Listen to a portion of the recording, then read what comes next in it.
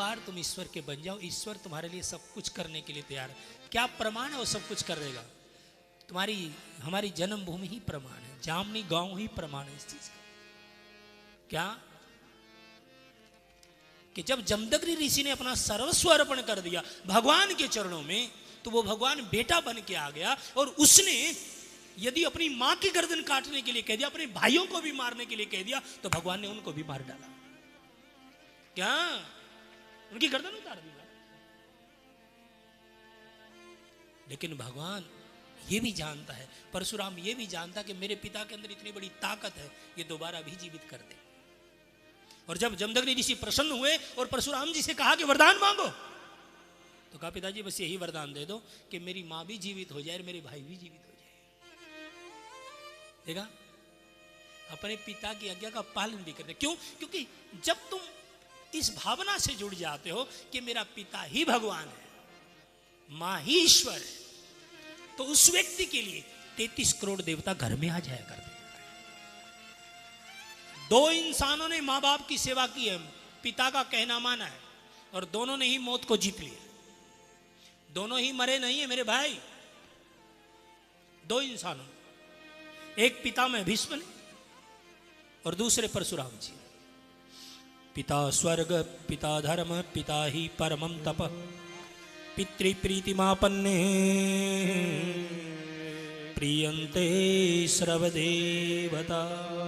पिता स्वर्ग, पिता धर्म, पिता ही परमं तप, पितृप्रीतिमापन्ने प्रियन्ते सर्वदेवता।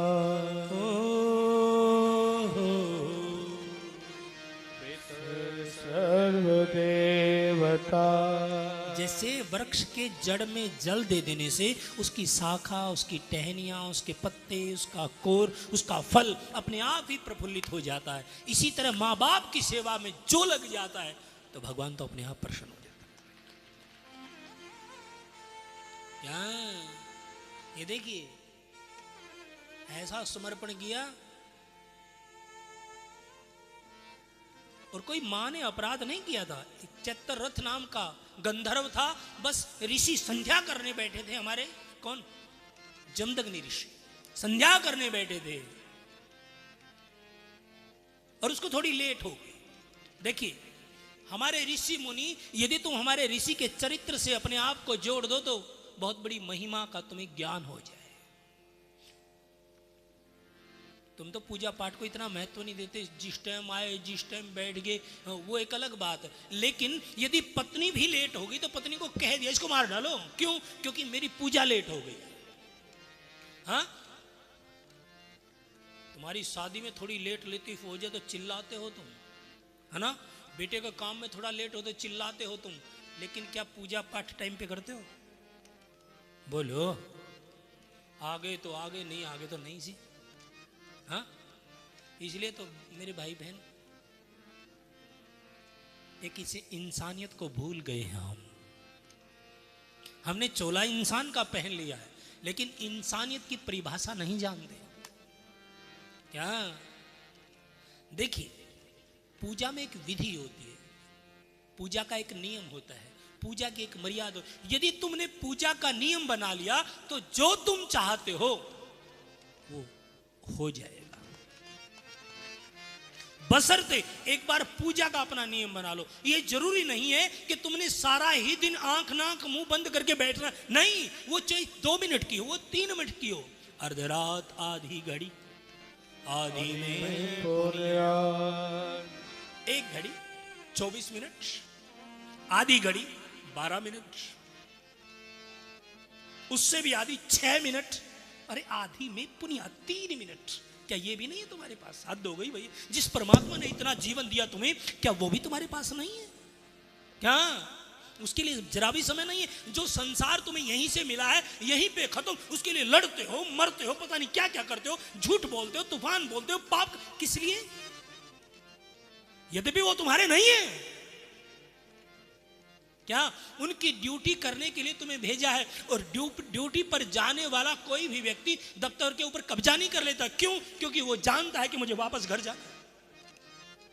क्या तुम ये भूल गए हो कि जहां से तुम आए हो तुम्हें जाना भी वही है, यहाँ की ड्यूटी करके तुम तो यहाँ कब्जा करने से, हाय मेरा छोरा, हाय मेरी छोरी, हाय मेरा घर, हाय मेरी दुकान। अरे पागलो, यहाँ कुछ कोई किसी का नहीं है। हाँ, और यदि है तो एक बात कहता हूं, इस शरीर का एक रोआ उखाड़ करके और दोबारा इसको लगा दो, मान जाऊंगा ये तुम्हारा है। एक शरीर का रोआ ये लगाना बस का नहीं। और तुमने जाने क्या क्या कल्पनाओं के पुल बनाते हो, क्यों पागलों की तरह घूम रहे हो? क्या एक रोआ लगाना तुम्हारे बस की बात नहीं है? तो ये शरीर भी अपना नहीं है। जिंदगी एक किराए का घर है, एक न एक दिन निकलना पड़ेगा। मौत जिस वक्त आवाज देगी घर से बाहर निकलना पड़ेगा। क्या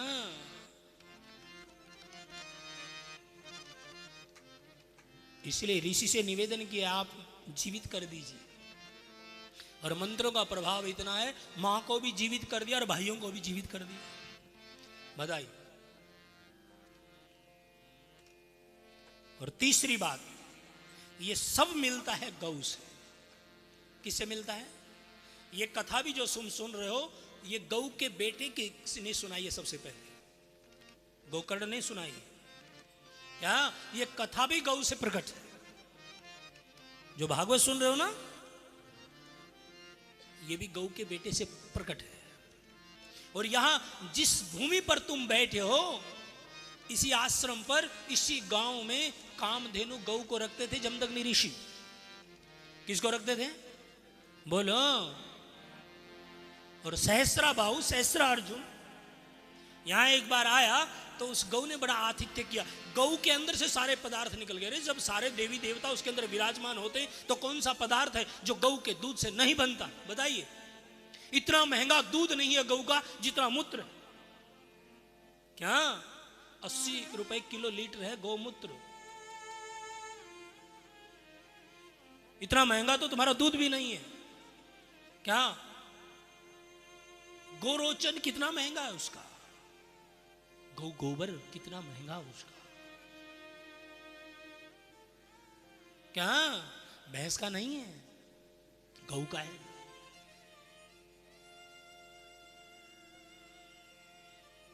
नेट खोल करके देखना गौ की महिमा को। तुम्हारे नए नए बच्चे हैं ना जो कंप्यूटर चलाना जानते हैं, तो उस नेट को खोल के देखना, तुम्हें सच्चाई सामने आ जाएगी। तुम्हारे बच्चों को बोलना, दिखाना बेटा एक बार, वो पढ़ के सुनाएंगे तुमने गौ की महिमा क्या है।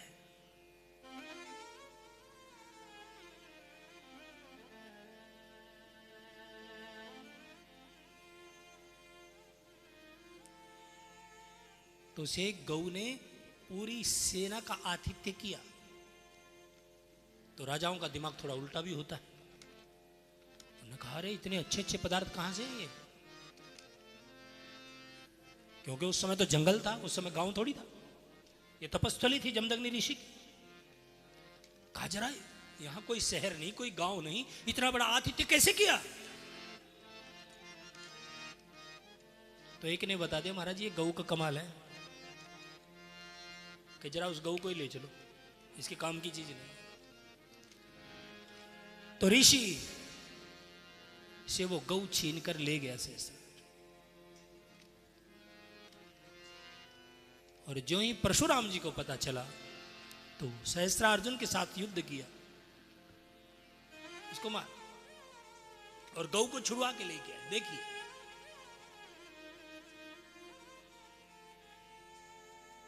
और महाराज इधर वो छुड़वाने गए, उधर सहस्त्रार्जुन के बेटाओं ने सोचा कि हमारे पिता के साथ उसने ऐसा किया, उन्होंने आकर के जमदग्नि ऋषि की गर्दन उतार दी। क्या उन्होंने आकर के जमदग्नि ऋषि की गर्दन उतार दी।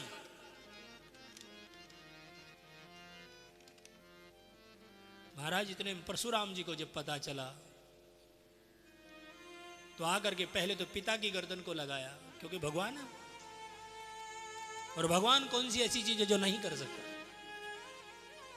जमदग्नि ऋषि की गर्दन को लगा और उसी दिन संकल्प कर लिया कि ऐसे दुष्टों को मैं धरती पर रहने नहीं दूंगा। है हयवंशी अक्षत्रियों को उसने धरती पर रहने नहीं। 21 बार हयवंशी क्षत्रियों को इस धरती से विहीन कर दिया उन्होंने। एक दो बार नहीं, 21 बार। इसलिए सज्जनों मैं कहना यह चाहता हूं कि मंत्राधीना च देवता। यदि उन मंत्रों को लेकर हमारा धर्म ठीक रहेगा, हमारा कर्म ठीक रहेगा, तो भगवान तुम्हारे घर में आ सकता है और जो तुम चाहते हो वैसा ही भगवान कर सकता है। क्या? लेकिन दो बातें हो, तुम्हारा धर्म ठीक हो और तुम्हारा कर्म ठीक हो। इन दो बातों का जरूर ध्यान रखना पड़ेगा।